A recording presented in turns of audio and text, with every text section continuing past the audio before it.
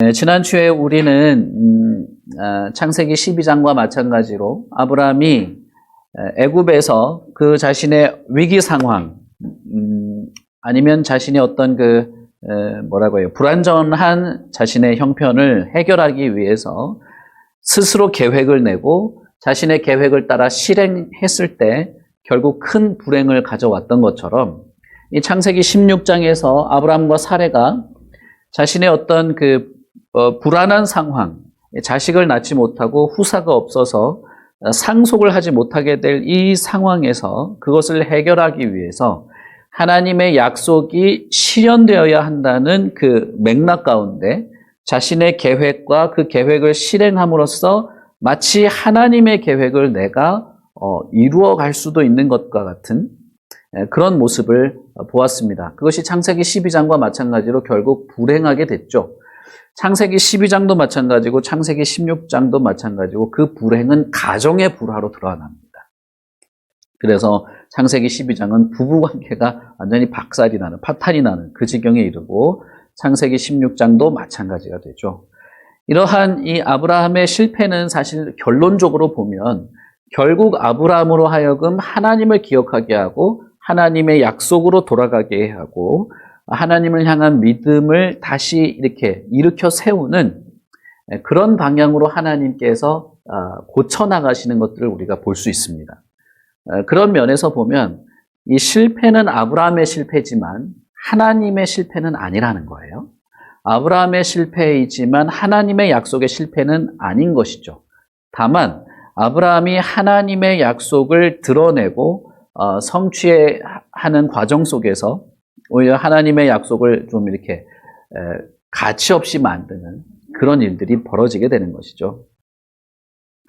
이 창세기 16장에서도 아브라함의 실패는 가족의 불화가 오게 됩니다. 그리고 우리가 읽은 것처럼 하나님께서 하갈을 다시 아브라함의 집으로 돌아가도록 함으로써 이 불화를 봉합하는 그 장면을 보게 됩니다. 그래서 아브라함의 이 여러 일들, 사건들을 보시면 하나님께서 계속해서 이 갈등과 불안과 어떤 이 분열을 봉합하고 해결하고 온전케 하는 것들을 보실 수 있어요. 그 과정 속에서 중심에 있는 것은 항상 약속이다. 이렇게 말씀을 드렸습니다. 그래서 오늘도 우리는 이 약속에 대해서 조금 더 말씀을 드리고 이 하나님과 하나님의 약속과 아브라함 약속의 당사자인 아브라함과 그 가정들 안에서 벌어진 이 여러 사건들이 하나님이 개입하여서 해결하고 하나님이 개입하여서 해결해 나갈 때 결과는 뭐냐면 하나님과 하나님의 약속에 대한 어떤 좀 더 강조점. 다시 말하면 아브라함이 하나님에 대한 어떤 마음과 믿음, 그리고 하나님이 약속을 다시 제시하시고 그 약속에 대한 마음을 가지는 것이 점점 더 강화되어 간다라고 하는 것들을 우리가 살펴보게 되겠습니다. 결론을 미리 말씀을 드리고요. 이 아브라함 가정이 완전히 대책이 없죠. 이제 우리가 보시면 자신의 아이를 뵌 이 하갈이 집을 나가버렸어요. 가출을 해버렸습니다. 근데 한번 생각해 보십시오. 임신을 한 임신부예요. 임신부가 가출을 해서 그 광야를 지나간다는 게 보통 결심이었겠습니까? 이 하갈이 깡다구가 있었다 이렇게 생각해도 되지만 반대로 사레가 진짜 죽일 작정으로 학대를 했다 이렇게 볼 수도 있는 것이죠. 아마 자신이 임신했기 때문에 더욱 가출을 했을지도 몰라요. 아기를 지키려고. 그랬을 수도 있는 겁니다. 그리고 또 하나는 16장 전반부에 16장 1절부터 6절 사이 이 단락에서 보시면 우리는 이 여종이 하갈이라는 이름을 가지고 있다는 것을 알아요. 그러나 여기에 등장하는 사레와 아브라함은 이 여종을 하갈이라고 하는 이름으로 한 번도 부르지 않습니다. 그냥 여종이에요, 여종. 다시 말하면 애를 낳기 위해서 준비된 도구일 뿐인 겁니다. 대리모. 그래서 아브라함이 이제 하갈이 임신을 하고 이제 사레와 갈등을 빚지 않습니까? 빚을 때도 아브라함은 자신의 아이를 가진 거예요. 사실 그 부부의 계획이면 하나님이 약속한 약속의 아들일 수도 있는 것이죠. 그런 임신부, 자신의 아들의 어머니죠. 아이의 어머니죠. 아들인지는 아직 모르니까. 아이의 어머니에 대해서도 당신의 여종 이렇게 불러요. 당신의 여종 이렇게 부르고, 당신의 여종이니 당신이 좋을 대로 처분하시오 이래 버립니다. 그러니까 이 과정 속에서 아브라함은 하나님과 어떤 하나님의 약속과 완전히 무관한 사람인 것처럼 보입니다. 그리고 우리가 느끼는 것은 뭐냐면 15장에서 그렇게 아주 영광스러운 언약 체결식, 계약을 맺고 도장까지 찍는 그 과정 속에 있었던 아브라함이라 할지라도 약속을 끝까지 신실하게 지키는 데는 한계가 있고, 이것을 마치 잊어버리고 헌신착처럼 버려버리고 자신의 계획이 그럴듯하면 그 계획에 매몰되어서 거기에 파묻혀버리는 가능성이 언제든지 있는 사람인 것을 우리가 알게 되는 것입니다. 그건 저와 여러분도 마찬가지예요. 여러분, 우리가 예수를 얼마나 오래 믿었던지 간에, 여러분이 가지고 있는 지식이 얼마나 많던지 간에, 내가 무슨 신학 박사한테 뭘 배웠던지 간에 그런 여러분의 스펙과 히스토리가 하나님을 대변하는 것이 아니라는 겁니다. 아브라함보다 더 대단한 스펙이 있습니까? 밤에 횃불이 아브라함 앞에서 지나가면서 하나님이 목숨을 걸고 내가 너랑 약속을 지키겠다는 그런 대단한 체결식까지 했는데, 그럼에도 불구하고 아브라함은 사레가 옆에서 그런 얘기를 하고 그럴듯해 보이고 마치 그게 뭐라도 이루어낼 것 같은 그런 이 환상에 사로잡혔을 때 안 되더라는 겁니다. 그것이 우리에게도 항상 도사리고 있는 내용일 수 있어요. 여러분, 그 스크루테이프의 편지를 읽어보시면 적절한 그 내용들이 있습니다. 제가 자꾸 책 얘기해서 죄송합니다. 그렇지만 조만간에 책 한 권을 우리가 읽어야 됩니다. 자, 일단 준비하고 계시고 그랬던 것이죠. 그래서 하갈은 완전히 도구 취급을 받아요. 아브람과 사레가 행한 계획과 그 행동들은 그럴듯해 보이고 일견 거룩해 보이고 일견 대단한 어떤 결정 같아 보이나, 한 사람을 도구 취급해버리는, 가나안에서 10년 살면서 익숙해진 그런 삶의 모습을 보여준다는 것이에요. 너무나 저와 여러분 같지 않습니까? 저와 여러분 같죠. 교회에 속해 있으나 이 세상에 매몰되어 살아가는 사람 같죠. 그런데 오늘 우리가 읽은 7절부터의 내용을 보면 정말 분위기가 바뀝니다. 완전히 바뀌어요. 7절에 보시면 여호와의 사자가 갑자기 등장하죠. 광야의 샘물 곁, 곧 술길 샘 곁에서 하갈을 만납니다. 하갈이 원래 그 이집트 사람이었죠. 이집트 출신입니다. 그러니까 이집트에서 그 난리를 벌리고 다시 나올 때 아마 바로로부터 받은 그 선물 중에 한 사람이었을지 모르겠어요. 하갈이. 이집트 사람이에요. 그러니까 이 하갈은. 그러니까 도망 나올 때 다시 이집트로 가려고 했던 것 같아요. 자신의 고향으로, 친정으로 가려고 했던 것 같습니다. 그래서 보면 술길이라고 돼 있죠. 술이라고 하는 것은 술 광야를 말합니다. 나중에 출애굽기 나중에 보시면 그때는 이제 수르라고 돼 있어요. 여러분 그때 가서 이게 생각나면 참 다행인데 이집트 북동쪽에서 가나안으로 올라가는 그 지역이 수르 광야입니다. 그리고 여기는 술이라고 된 거죠. 그러니까 그 수르 광야를 지나가는 길 곁에 샘물 곁에 좀 하갈이 쉬고 있었던 것 같아요. 거기서 여호와의 사자가 등장합니다. 그리고 이렇게 말합니다. 사레의 여종 하갈아, 내가 어디서 왔으며 어디로 가느냐. 여러분 이 8절에서 뭔가 이상한 거, 조금 특이한 거 못 느끼십니까? 응? 하갈, 그렇죠. 이 사람은 지금 처음 만나서, 하갈은 이 사람을 처음 만난 거예요. 그렇죠? 도망 나오다가 광야에서 문득 만난 사람이니까. 우리는 이 사람이 하나님의 사자인 것을 압니다. 그러나 하갈은 모르죠. 그러니까 웬 낯선 사람인 거예요. 웬 낯선 사람이 하가라, 사레의 종 하가라 이렇게 부른 것이죠. 창세기 16장에서 이 종, 당신의 종을 이름으로 부르는 첫 번째 장면이에요. 사실은 유일한 장면입니다. 이 사람을 인격으로 대해주고 그의 이름으로 불러준 것이 하나님이었다 이 말입니다. 우리는 그 전에 하나님이 아브라함을 아브라함아 수차례 부른 것을 알고 있어요. 이게 단순하지 않은 것입니다. 하나님이 우리가 그 하이델베르크 하면서 사도신경 봤잖아요.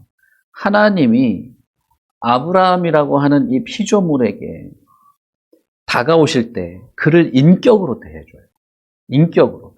그리고 짐승을 갈라놓고 언약 체결을 하실 때 그 인간의 수준에까지 낮아져서 하나님이 어떻게 생명을 저주하고 그 저주의 자리에 어떻게 하나님이 있을 수 있습니까? 그런데 아브라함을 납득시키려고 본인이 그렇게 하시잖아요. 하나님이 그렇게까지 하시잖아요.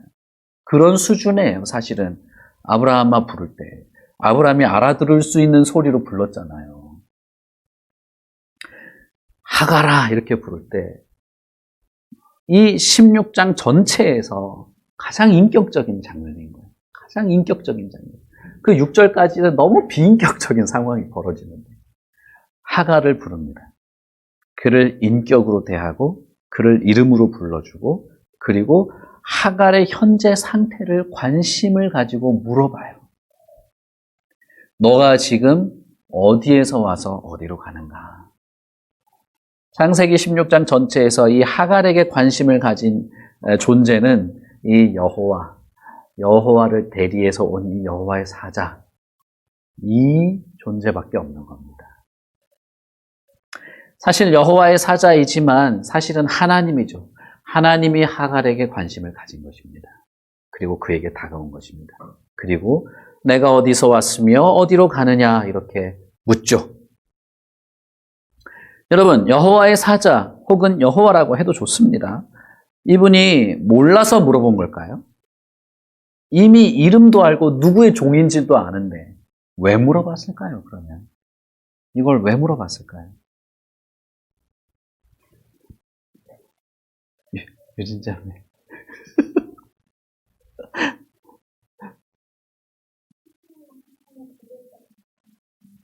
자신의 상황을 고백하도록 하기 위해서. 역시 우리 주일학교였으면 박수 3번 빡 쳤을 건데. 여러분, 이 상황이 너무나 유사한 상황이 있어요. 엘리야를 천사가 만났을 때입니다.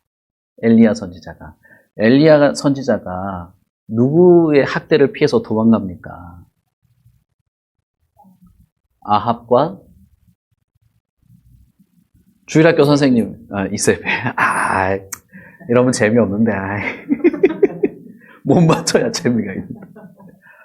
그 기세등등한 왕의 압제와 학대를 피해서 도망가죠. 동굴로 도망가죠. 그래서 거기서 자기는 죽고 싶어 했죠. 그때 천사가 옵니다. 천사가 와서 그 선지자에게 물어보죠. 너가 지금 뭐 하냐 물어봐요. 몰라서 물어보는 게 아니죠. 이 질문은 자기를 돌아보고 자기 자신을 스스로 고백하도록 하는 질문입니다. 하나님이 아담에게 물어보죠. 아담이 하나님이 동산에 거니신다는 사실을 인지했을 때 하나님을 피해서 숨었습니다. 그때 하나님이 아담에게 물어보죠. 아담아, 내가 지금 어디 있느냐? 몰라서 물어본 게 아닙니다. 가인에게도 물어보죠. 네 아우 아벨이 어디 있느냐? 몰라서 물어본 게 아니에요. 이 하갈과 완전히 유사한, 지금 완전히 거의 똑같은 상황 속에 있던 그 선지자에게 찾아가서도 너 지금 왜 여기 있냐 지금 물어봤을 때 몰라서 물어본 것이 아닙니다. 그것은 자기가 자기 스스로를 돌아보고 내가 누구인지, 왜 여기까지 왔는지, 왜 이러고 있는지, 내가 무엇을 원하고 무엇을 해야 하는지, 나는 어떤 사람인지를 돌아보고 생각해보고 고백하도록 질문을 한 것이에요. 이것은 질문을 하고 맞는 답을 내놔라고 하는 그런 것이 아니에요. 이건 인격적이지 않죠. 이것은 뭐랄까 주입식 교육에서나 하는 것이죠. 하나님은 대화를 하고 인격적인 관계 속에서 관계를 맺어가고 싶어 하는 것이죠. 사실은 아담이 선악과를 따먹고 범죄했을 때조차도 하나님은 그렇게 다가갔어요. 그러면 내가 여기 왜 숨었는지, 내가 어쩌다 이렇게 되었는지, 내가 하나님과 관계 속에서 어째야만 했었는지, 그러나 지금 이 상황에서 하나님을 향하여 내가 어떤 마음을 가지어야 옳을지를 돌아보고 생각해보고 하나님께 그 반응을 했었어야 옳은 것입니다. 아담도. 제가 아담 얘기할 때 충분히 많이 얘기했으니까요. 가인도 마찬가지죠. 그러나 그 둘은 엉뚱한 대답을 하지 않습니까? 내 동생이 어디 있는지 내가 어떻게 합니까? 그러나 하갈은 다르죠. 하갈은 내가 주인을 피해서 도망한 종입니다. 이렇게 말한 것입니다. 여러분 한번 생각해 보세요. 임산부가 그것도 자신은 종이에요. 쉽게 말하면 노예입니다. 노예. 이 사람이 임신부인데 그 단순한 임신부가 아니라 주인의 아이를 뱄어요. 근데 도망갔습니다. 보통 사건이 아니죠. 이건 보통 사건이 아니에요. 여러분이 만약에 그랬다 쳐봐요. 그러다가 누가 걸린 거예요. 경찰한테 걸렸다 생각해 봅시다. 어디 가십니까? 했을 때, 저기 무슨 일이 있어가지고. 그래야 되지. 내가 지금 주인의 아이를 배웠는데 도망 나온 노예입니다 하면 이게 말이 돼요? 그건 날 죽여주세요 이 말 아니에요.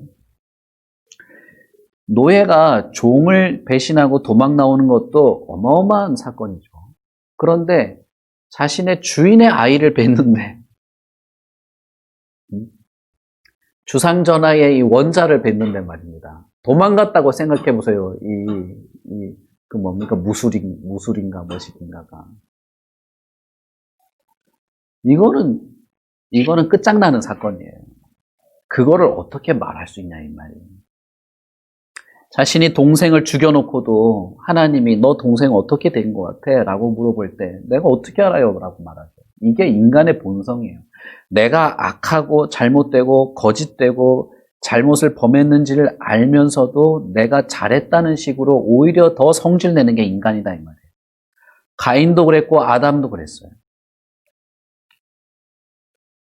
그런데 하갈은 그렇지 않습니다. 이 이집트 사람이 나는 도망 나온 노예입니다 이렇게 말한 거예요. 참 재미있는 장면인 것 같습니다. 바로 이 8절부터 우리는 아브라함과 사레와 이 하갈이 아주 선명하게 대비가 되고 있다는 것을 우리가 알 수 있습니다. 7절부터 이어지는 이 단락에서의 하갈은 사실은 아브라함과 거의 대척점에서 대비를 이루고 있어요. 그러자 여호와의 사자가 하갈에게 뭐라고 말하느냐 하면 내 여주인에게로 돌아가서 그에게 복종하라 라고 말합니다. 사실은 도망 나온 노예를 그 자리에서 즉결 처분할 수도 있고 그렇게 했어도 아무 문제가 없는 일이 벌어진 거예요. 난 도망 나온 노예입니다 라고 말했으니까. 그런데 이 낯선 사람은 하갈에게 다시 돌아가라. 그리고 그에게 복종하라 라고 하는 것입니다. 가능한 얘기를 하는 겁니까, 지금? 여러분, 가능한 얘기를 하는 겁니까? 이것이 가능할 정도였으면 도망도 나오지 않았겠죠. 그러지 않았을 겁니다. 얼마나 심한 학대를 당했으면 임산부가 도망을 나왔겠어요. 다시 돌아가면 안 그래도 나를 미워했는데 도망갔다가 다시 돌아오면 그야말로 죽는 거죠, 이건. 죽음보다 더 심할 수도 있죠. 그런데 이 여호와의 사자는 돌아가라고 하는 거예요. 여러분, 이 하나님 혹은 하나님의 사자, 하나님이라고 합시다. 하나님이 무정한 거 아닌가요? 너무 무정한 거 아닌가요? 아니면 고통당하는 이 불쌍한 여인, 사실 사레의 나이에 비하자면 가임기의 여성이니까 완전 새파란 젊은, 뭐 소녀라고 해도 될 만큼 어린 젊은 여성이죠. 이 여성에게 너무 가혹한 거 아닌가요? 무정하고 메마른 거 아닙니까? 사실 내 그 수하에 들어가서 복종하라는 이 말 자체는 매우 매우 가혹합니다. 어떻게 될지 뻔히 알 텐데 말입니다. 그러나 결과적으로 보자면 하갈은 돌아가요. 돌아가서 그 정말 기세가 등등한 호랑이 사례에게 갑니다. 갈 수 있었던 이유가 있었기 때문이죠. 그 이유가 이제 10절부터 나오는 내용이 돼요. 여호와의 사자는 하갈에게 다시 돌아가라고 하면서 무엇이라고 말하느냐 하면, 내가 내 씨를 크게 번성하여 그 수가 많아 셀 수 없게 하리라 라고 말합니다. 그리고 11절에 여호와의 사자가 또 그에게 이르되 내가 임신하였은즉 아들을 낳으리니 그 이름을 이스마엘이라 하라. 이는 여호와께서 내 고통을 들으셨음이라. 이렇게 말합니다. 16장 7절부터 여기까지 지금 11절까지 이어지는 그 내용 속에서 우리는 독특한 문장을 볼 수 있는데, 그것은 무엇이냐 하면 여호와의 사자가 그에게 이르되 라는 이 문장이 계속 반복되고 있다는 것입니다. 이걸 다르게 말하면 하갈은 여호와의 사자의 말을 계속 듣고 있다는 것이 돼요. 하갈은 대꾸도 하지 않습니다. 여호와의 사자가 내가 내 씨를 크게 번성하여 라고 말할 때는 이미 하나님을 대변하고 있는 것이죠. 씨를 크게 번성하고 뭐 하는 건 하나님이 하시는 일이니까. 그러니까 결국 7절부터 12절까지 오는 동안에 3번이나 반복되는 이 말은 여호와께서 하갈에게 이르되라는 말을 3번 반복한 거예요. 하갈은 여호와의 말을 3번 듣고 있는 것이죠. 창세기 16장에서 여호와께서 이르고 여호와의 말을 듣는 사람은 하갈밖에 없어요. 아브라함과 사레는 여호와의 말을 듣지 않습니다. 그러니까 이것도 너무나 부각시킨 거예요. 이게 창세기를 모세가 썼다고 우리가 생각하는데, 모세는 노골적으로 쓰고 있는 거예요. 아브라함은 여호와께서 듣지 않았고, 여호와께 말씀을 듣지 않았고, 하갈만 들었다는 거예요. 다르게 말하면 여호와께서는 아브라함에게 말씀하지 않았고 하갈에게만 3번 말한 거예요. 그런데 그 3번의 말씀이 무엇이냐? 약속이에요. 내가 너의 씨가 셀 수 없이 많아지게 해줄게 이죠. 그리고 너가 임신하였는데 아들을 낳게 될 거야. 이것도 약속이죠. 그리고 그 이름을 이스마엘이라고 해라. 아들을 낳는데 그 이름을 뭐라고 해라라고 한 것이, 여러분 이 장면은 대단한 장면이거든요. 이거는 성경 전체의 통틀어 몇 번 나오지 않는 장면인데, 이 이집트에 도망 나온 노예 이 여인에게 그렇게 말한 거예요. 그러니까 훨씬 더 선명하게 아브라함과 대조가 되고 있는, 완전 아브라함과 하갈을 다 대비시켜 놓은 것이죠. 그러면서 하갈에게 이스마엘이 앞으로 어떻게 될지에 대해서 설명합니다. 그것은 조금 이따 제가 간략하게 말씀드리고, 중요한 것은 이 하갈이 죽음의 공포를 벗어나기 위해서 뛰쳐나온 그 집에 다시 돌아갈 수 있었던 것, 아무 말도 하지 않고 다시 돌아갈 수 있었던 것은 하나님께서 그에게 약속을 했고, 하갈은 대범하게도 그 약속을 의지했기 때문인 것입니다.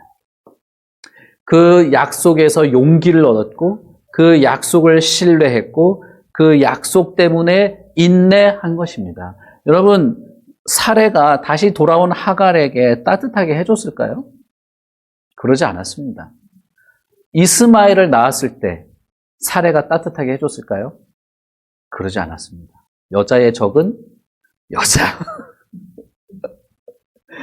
여러분, 여기 가능성이 있는 분이 그렇게 많진 않지만은, 여러분, 혹시 자녀를 낳아서 며느리를 얻게 되시거들랑, 우리 나라자매나, 우리 며느리한테 잘해 주십시오. 며느리한테 잘해 주셔야 됩니다. 사례의 태도는 변하지 않았다, 이 말이에요. 제가 말씀드리고 싶은 것은. 그러나 하갈이 그것을 어떻게 견뎠냐는 거예요. 그전에는 도망칠 수밖에 없었는데, 어떻게 애를 낳을 동안에 그 10개월을 버텼냐는 거예요. 16장에서 이미 애를 낳거든요. 그러니까 16장 안에서 애 낳을 때까지 하갈에게 있는 유일한 인내의 원천은 뭐냐면 하나님의 약속이에요. 하갈이 만약에 딸을 낳았다면 어떻게 됐을까요? 혹시 딸을 낳게 되었다면? 망한 거죠, 뭐.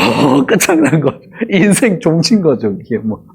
학대는 학대받을 만큼 받고, 딸 낳았으니까 아무것도 없는 거죠. 그런데 이미 하나님이 하갈에게 뭘 약속해요? 아들을 약속하죠. 오늘 오전에 주일학교에서 11절을 같이 읽었거든요. 같이 읽는데, 아들을 낳게 해줄 테니, 이 장면 읽을 때, 우리 여기 지원이가 엄청 막 이렇게, 와! 됐다는 식으로, 아들! 이러면서. 야, 이게 참 감정이입하면서 읽네, 이 꼬맹이. 여러분은 감정이입이 안 되시죠? 여러분들은 아직 멀었습니다. 메마른 사람들이에요, 메마른 사람. 저는 이 장면이 너무나 특이해요. 아니, 뭐랄까, 감동적이에요, 정말 사실은. 감동적이에요. 이 불쌍한 여인에게 하나님이 아들을 낳을 거란 얘기를 하잖아요. 아들 얘기를 꺼내잖아요. 그리고 이 아들이 수많은 사람들의 조상이 될 거예요. 그리고 그 아들의 이름이 이스마엘인 거예요. 이스마엘이라고 하는 이 이름은 여호와께서 듣는다라는 뜻입니다. 그런데 이 상황 속에서 이 이름을 내 고통을 듣는다라는 말로 좀 더 확장해서 해석을 하는 것이죠. 이 장면이 저는 이 16장에서 백미라고 생각합니다. 가장 클라이막스라는 생각이 들어요. 그것은 왜 그러냐 하면 하갈이라고 하는 여인 개인에게 있어서도 인생의 대전환점이 되는 장면이고 하나님의 약속을 의지해서 살아가는 인생으로 변화된 시점이기도 하고 그리고 아브라함에게도 아주 강렬한 장면이기 때문에 그래요. 창세기 16장에서 이어지는 이 몇 절에 걸쳐서 이어지는 이 하나님의 약속은 오직 하갈만이 받은 것입니다. 약속의 당사자인 아브라함에게는 있지 않았어요. 16장에서 이 약속의 당사자는 16장에서는 하갈입니다. 그리고 아들의 이름을 하나님께서 들으신다. 여호와께서 그 고통을 들으시고 반응하신다라는 이름으로 아들을 낳았기 때문에 더욱 아브라함과 비교가 되는 것입니다. 자, 하갈은 하나님의 약속에 의지해서 다시 아브라함의 집으로 왔습니다. 그리고 아들을 낳았는데 아브라함이 이 하갈의 아들의 이름을 결국 자기 아들이죠. 이스마일이라고 지어요. 아버지가 아들의 이름을 지은 것입니다. 그런데 이스마일이라고 지었던 이유는 하갈이 스토리를 말해줬기 때문이겠죠. 그래서 이스마일이 된 것이죠. 그러면 여러분 한번 보십시오. 하나님이 하갈을 만난 것과 하갈의 뱃속에 있는 아들의 이름을 이스마일이라고 한 것은 하갈 개인에게도 매우 중요한 전환점이고 그의 인생이 변화되고 고통 속에서 다시 기대로 미래에 대한 소망으로 바뀌게 된 하나님의 은혜임과 동시에 누구를 염두에 둔 것이냐 하면 아브라함을 염두에 둔 것입니다. 아브라함은 하갈을 볼 때마다 하나님이 저 아이에게, 저 여인에게 하신 약속을 떠올리게 될 수밖에 없는 거예요. 하갈을 통해서 들은 것이 분명하거든요. 안 그랬으면 아들 이름을 이스마엘이라 지을 이유가 없죠. 그리고 자기의 첫 아들 이스마엘을 부를 때마다 그 이름을 입으로 말할 때마다 하나님이 들으신다를 반복할 수밖에 없는 거예요. 그렇죠?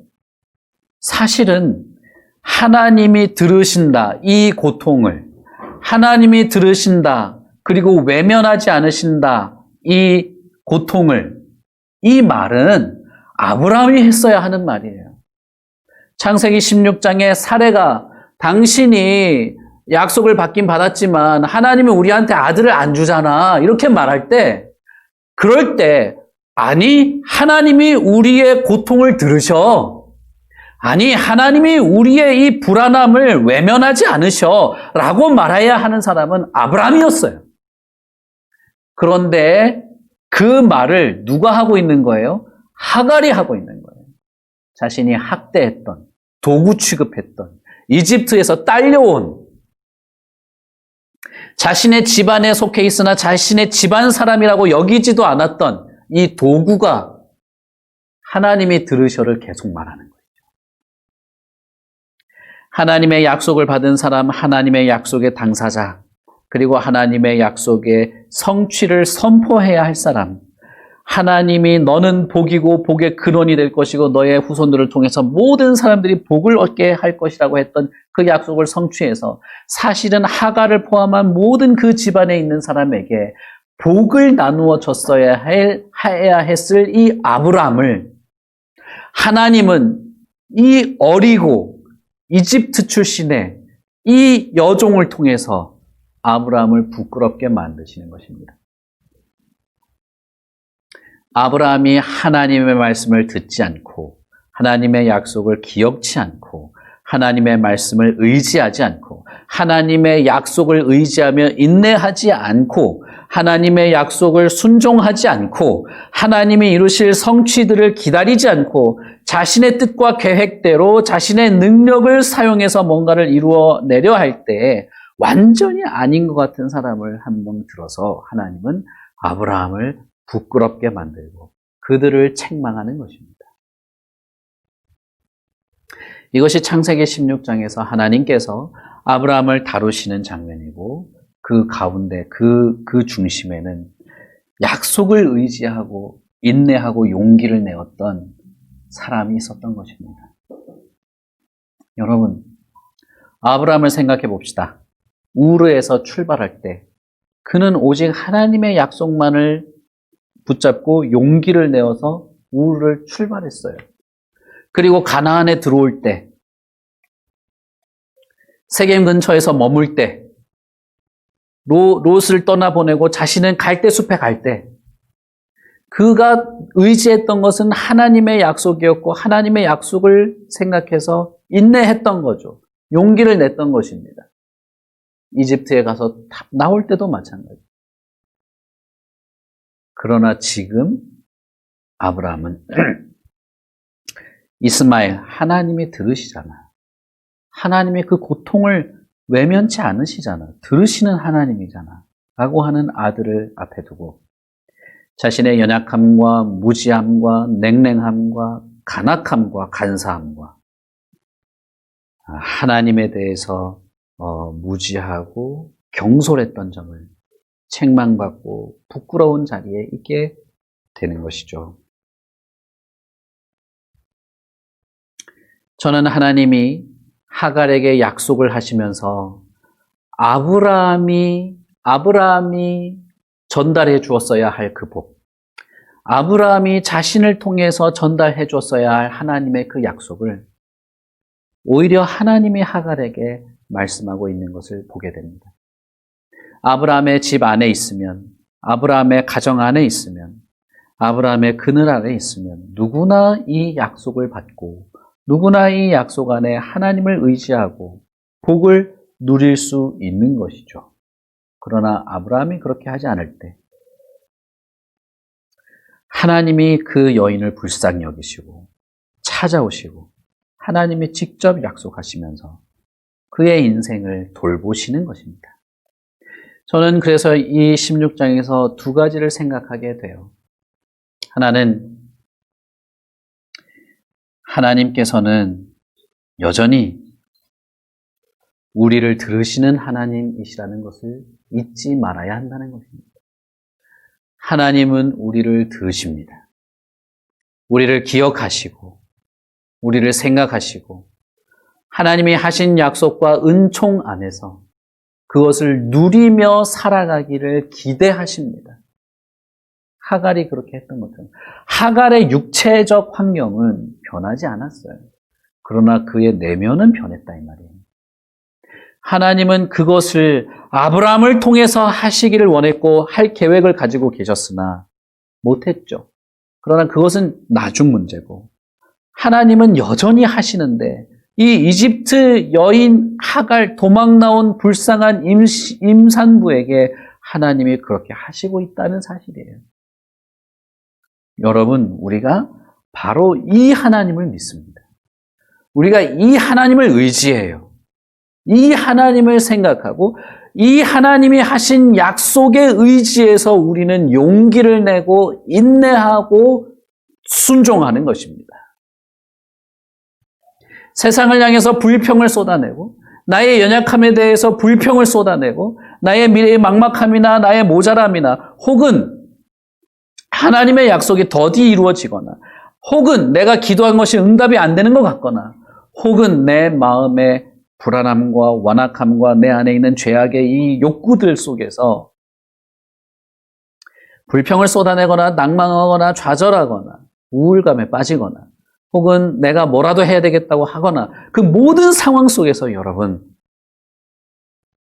사실은 우리는 더욱 하나님을 기억해야 합니다. 더욱 하나님을 기대해야 하고 내 마음을 일단은 내려놓고 하나님은 무엇을 기대하실까? 하나님은 나에게 무엇을 약속하셨나? 하나님이 왜 나를 여기에 두셨나? 하나님이 하갈에게 물어보신 것처럼 너는 어디서 와서 어디로 가느냐? 하나님이 아담에게 물어본 것처럼 내가 지금 어디에 있느냐? 하나님이 엘리야 선지자에게 물어본 것처럼 너가 지금 거기서 무엇을 하고 있느냐? 하나님이 나에게 지금 물어보실 수 있고 사실 물어보시고 있습니다. 나는 왜 여기 있지? 나는 왜 여기에 태어났지? 나는 왜 이 자리에 있지? 나는 왜 여기서 예배하고 있으며? 나는 왜 이런 상황 속에 있고? 나는 왜 이런 환경 속에 있으며? 나는 무엇을 하면 좋고? 하나님께서 나에게 기대하시는 것은 무엇이고? 나는 어떤 마음을 가져야 좋단 말인가? 더 근본적으로는 하나님께서 그리스도 안에서 나에게 약속하신 것이 무엇인가를 기억하고 알고 그것을 의지하고 용기를 내고 인내하며 순종하는 것이 있어야 된다는 것입니다. 여러분, 그것이 예수를 믿는 것이에요. 왜냐하면 하나님이 그런 분이어서 그래요. 하나님이 그런 분이어서 그래요. 하나님이 채찍을 휘두르며 윽박지르고 하나님께서 폭행을 일삼는 폭군이라면 모르겠으나 하나님이 그렇지 않단 말입니다. 하나님이 그렇지 않기에 우리에게는 다른 선택지가 없어요. 하나님이 그렇지 않기에 우리는 그 하나님의 인격적 기대, 인격적 손길에 몸을 의탁하는 것 외에는 없는 것입니다. 물론 하나님은 이스마엘을 약속하시고 축복하시지만 아브라함에게 약속하신 것과 동일한 축복을 하신 것은 아닙니다. 복의 근원이 되고 복의 통로가 되고 하는 그 약속은 오직 아브라함의 후손으로 성취될 약속으로 말씀하세요. 오히려 이스마엘의 후손들은 사람들과 부딪히는 갈등 속에서 친척, 다시 말하면 우리가 알듯이 이삭의 후손들이겠죠. 이삭의 후손이나 그 위에서는 노아의 후손들과 대척점에서 살게 될 것이다 라고 하는 말씀을 하십니다. 그것은 앞으로 이어질 이스라엘을 다루시는 하나님의 다루심 속에서 또 여전히 존재하게 되는 여러 민족들을 의미하는 것이에요. 우리 개역 개정에는 대항에서 살리라라고 번역이 되어 있지만 이것은 어떻게 해석하느냐에 따라 조금씩 다릅니다. 창세기 25장에도 비슷한 내용이 있는데 창세기 25장 18절에 보면 그 자손들, 다시 말하면 이스마엘의 자손들에 대해서 아수르로부터 애굽에 이르는 그 수르 광야에 이르기까지 그 모든 형제의 맞은편에서 살았다 이렇게 돼 있어요. 그래서 창세기 25장에서는 그냥 길 건너 살았다 이런 표현이 있죠. 그래서 이 12절이 서로 막 싸우면서 막 대항하면서 원수처럼 살았다 이런 의미인지 지리적으로 그냥 맞은편에서 살았다는 의미인지는 확실치가 않습니다. 그래서 사실 여러분 개역 한글은 맞은편에서 살았다고 번역이 돼 있고 개역 개정 한글에는 대항에서 살았다고 돼 있어서 뉘앙스가 조금 다른데 그냥 좀 약간의 뉘앙스 때문에 애매한 점이 있다 이렇게 보시면 되겠어요. 이걸 가지고 뭐 이스라엘과 이란, 이라크가 그래서 전쟁하는 거다 이렇게 그렇게까지 해석하실 필요는 없습니다. 사실은 그런 이스마엘의 후손조차도 하나님께서 아브라함을 통해서 복을 얻기를 원하신다고 보시는 것이 더 좋습니다. 그것이 더 맞다고 저는 생각해요. 중요한 요점은 16장에서 뭐 아랍의 조상이 누구냐 그건 하나도 중요하지 않고 그건 사실 몰라요. 중요한 것은 하나님의 약속이 어디까지 미치고 무엇을 생각나게 했으며 어떻게 살게 했고 무엇을 견디게 했고 결국 아브라함을 어떻게 바꾸어 가려고 하시는가라고 하는 거예요. 이 하나님의 약속은 아브라함이 기대하고 바라보아야 할 것임과 동시에 아브라함의 이 잘못된 점을 고치는 수단으로서도 사용이 된 것입니다. 단순히 내가 약속을 성취하고 싶어, 누리고 싶어, 내가 따먹을 열매야 그 정도로만 하나님이 제시한 것이 아니라 이 하나님의 약속은 여전히 아브라함의 생각과 행동을 교정시켜 나갈 수 있는 근거로 사용됐다는 거예요. 그러니 여러분, 우리에게도 동일합니다. 우리에게도 하나님의 이 말씀과 모든 약속, 우리가 알듯이 예수 그리스도 안에서 우리에게 주어지는 모든 이 은혜로운 약속들은 우리가 바라보아야 할 점임과 동시에 우리를 고쳐나갈 교정의 도구이기도 합니다. 이것을 우리는 아셔야 돼요. 알고 믿고 받아들이고 그것에 소망하고 인내하고 용기를 가지고 순종하셔야 합니다. 그래서 하갈은 자신이 하나님을 만났다는 사실을 깨달아요. 그 약속을 듣는 순간. 그리고 여호와가 너 같은 사람, 나 같은 사람도 들으시는구나. 나 같은 사람의 고통도 들으시는구나. 사실은 이 말은 이스라엘이 애굽에 있을 때 하나님이 너희의 고통을 들으셨다고 말씀하시는 거거든요. 근데 지금은 이집트 사람 하갈의 고통을 들으시잖아요. 참 이 묘한 대비가 있습니다. 어쨌든 하나님이 나 같은 사람의 고통도 보시고 외면하지 않으시고 들으시는구나. 그래서 정말 대단하게도 하갈은 하나님에 대한 이해를 가져요. 이 약속을 받고 약속을 이해하고 그 약속에 의지하는 순간부터 하나님에 대한 이해를 가져요. 하나님은 어떤 분이시다. 그분은 부엘라의 로이시다. 그분은 감찰하시는 하나님이시다. 자신의 그 삶에서 좀 더 이렇게 정확한 표현으로 하자면 나는 나를 감찰하시는 살아있는 하나님을 만났다라는 의미입니다. 이 말이 정말 아브라함을 부끄럽게 만들 거예요. 정말 아브라함을 부끄럽게 만드는 것입니다.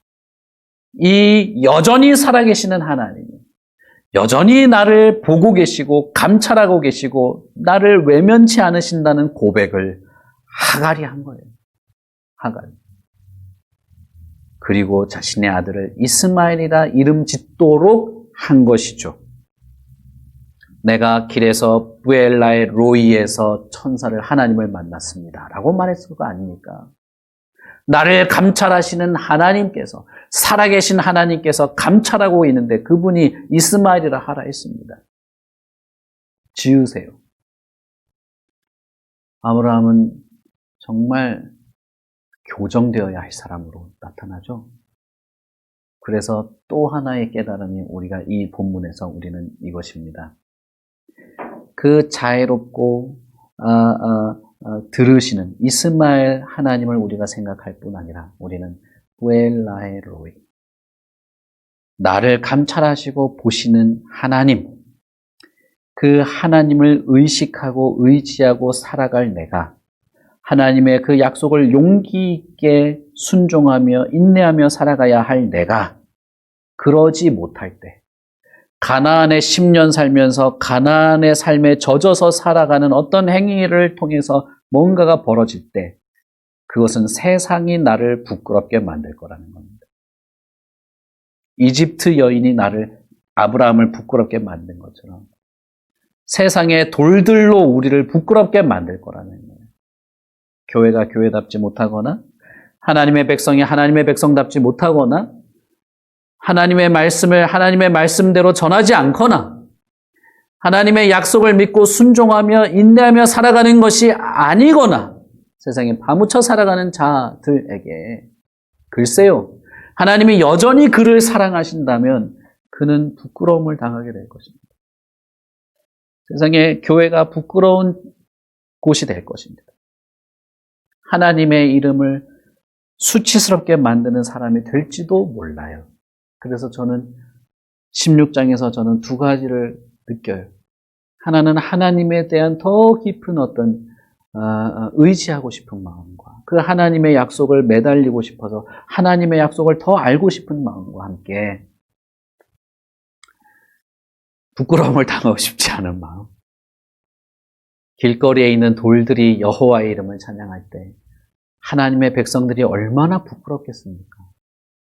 여러분, 우리가 침묵하면 돌들이 소리를 지를 겁니다. 우리가 가나안에 10년 사는 삶에 젖어 있으면 우리는 이스마엘이라고 하는 이름을 가진 이방 여인의 겨우 도구로 삼았던 여인의 아들을 통해서 부끄러움을 당한 아브라함처럼 그렇게 당할 겁니다. 그러나 그 모든 과정조차도 우리는 성장하고 회복하고 더 깊어지고 온전해지는 계기로 삼으면 되는 것이죠. 하나님이 우리를 그렇게 하실 겁니다. 그러니 여러분, 하나님의 말씀의 절대적인 기준 안에서 사십시오. 하나님의 약속의 기준 아래서 사십시오. 그 말씀과 약속 아래서 순종하며 사시고 그 말씀과 그 약속에게 내가 교정받기를 기뻐하시고 내가 새롭게 회복되고 온전해지기를 기대하십시오. 이 서로 싸우고 난리가 나고 서로 찢어지고 박살이 났던 이 가정을 결국 하나님이 하나로 묶으십니다. 그리고 약속 때문에 기대하며 살아가게 하고 약속을 기억하고 자신의 잘못을 깨닫게 하시며 자신의 아들을 이스마엘이라 이름 지으면서 하나님이 나를 들으신다는 것을 기억하게 하는 하나님의 손길들을 마지막 결론으로 우리가 보게 되는 것입니다. 이 하나님을 기대하십시오. 이 하나님을 믿으시고 하나님께서 우리를 온전케 하여 주시기를 늘 믿고 여러분 성경을 읽으세요. 제가 요즘에 강조를 못한 것 같아요. 요즘에 최근에. 여러분 제발 말씀을 읽으세요. 그리고 그 안에서 하나님을 발견하세요. 우리 같이 기도하겠습니다.